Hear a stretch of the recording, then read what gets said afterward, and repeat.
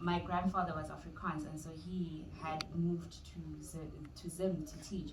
And so also because of segregation laws in Zim, my grandparents couldn't be together, and so they had my dad, and my dad took on his mom's surname, which is Molife, which is Sutu, because she's Sutu, and my surname should be Pretorius. So there's just this constant like contending with a racial mix, right? Whenever there is essentialist black conversations, I'm like, can I have enough? Can I, you know? And then even when I'm in white spaces and knowing that I have ancestral links to whiteness, right? And some of the conversation, like, is this a part of me? Right? But ultimately, the fact that I pass as black and I identify as black. But there's a particular spiritual and almost psychological orientation of being black, especially on your continent. And that is attached to mother tongue, it's attached to spirituality, it's attached to so many things that often cannot be articulated by English. And I think we neglect in our conversations about who belongs, etc. We neglect the very almost, everyone can feel it, no one can say it, but this sense of being embraced and belonging and having familiarity, and even if someone is a stranger to your estranged, right? We often like extend Ubuntu towards this humanity and understanding that though we are different, differences shouldn't be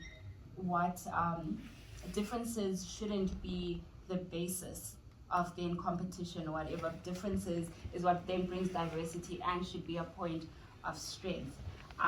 But because of all these constant anxieties around, well, if I'm different and I'm passing, I'm gonna, just jumping onto the conversation we had earlier, there's a time where when COVID hit, I applied for Wi-Fi with a particular service provider. And when they came to deliver the SIM card, we had a conversation. He was like, oh, where do you come from? Pumagupi, etc. And we had a good conversation. But as soon as I took out my passport so he could scan my ID, because he asked for my ID, he got so angry. He was like, never, this is fraud.